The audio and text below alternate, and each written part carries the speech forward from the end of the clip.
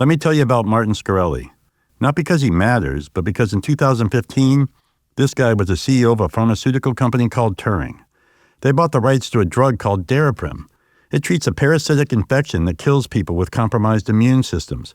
HIV patients, organ transplant patients, the kind of people that need it, the kind of people whose bodies can't fight back. The drug had been around for decades. It worked, and it was cheap.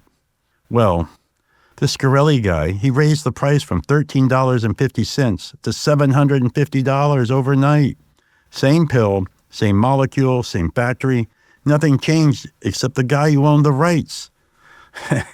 Well, that's the first stone. That's the power stone. And that's exactly what the drug manufacturers do every day.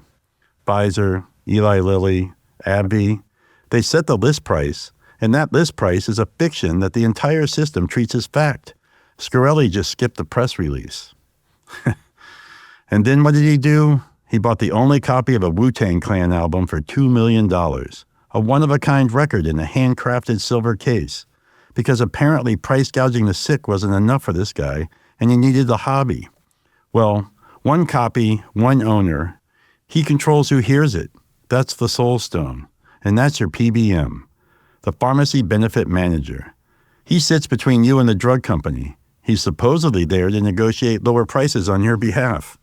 Except, this middleman gets paid more when your price goes up. One copy, one gatekeeper. Sound familiar? Yeah, my thoughts too. Well then, guess what? Mr. Genius, he tries to start an esports team, and it failed to qualify. Here's where he gets really smart. He got convicted of securities fraud. Told his investors his fund had $35 million when it had less than $1,000. Claimed a 35% return on an 18% loss. Oh, yeah, that's the reality stone. He rewrote the numbers on paper, and that's exactly how the rebate circle works. The drug company sets a fake high price, so the PBM can negotiate a fake discount, so the insurer can charge you a real premium based on the fake price.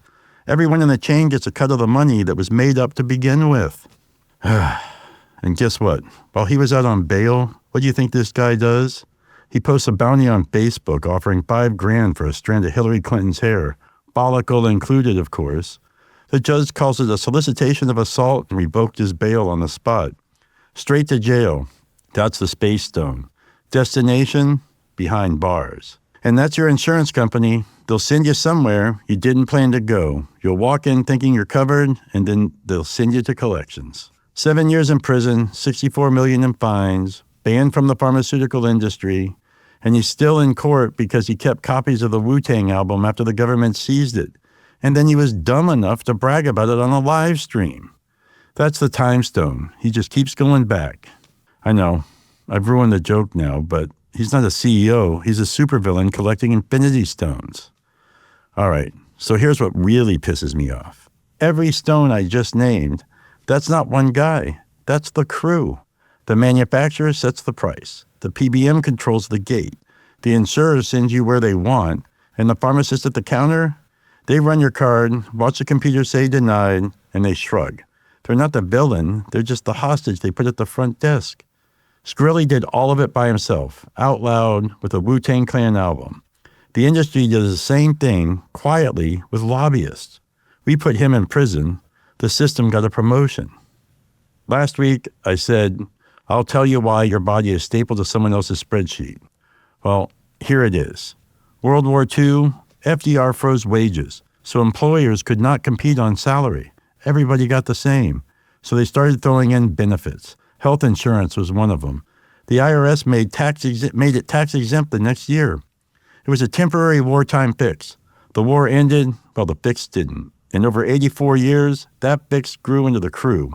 Not a healthcare industry, an extraction crew, an industry with a heist plan. So where does the money go? House Oversight report, the biggest pharma companies spend more on stock buybacks and dividends than they spend on R&D. The stock price beats your health every time. It's in the filings. The argument is, hey, we need these prices to fund innovation. But the receipts show the money goes to Wall Street, not the labs. And this isn't one party's fault. The receipts don't have a party. They have a return address, and the return address is a spreadsheet.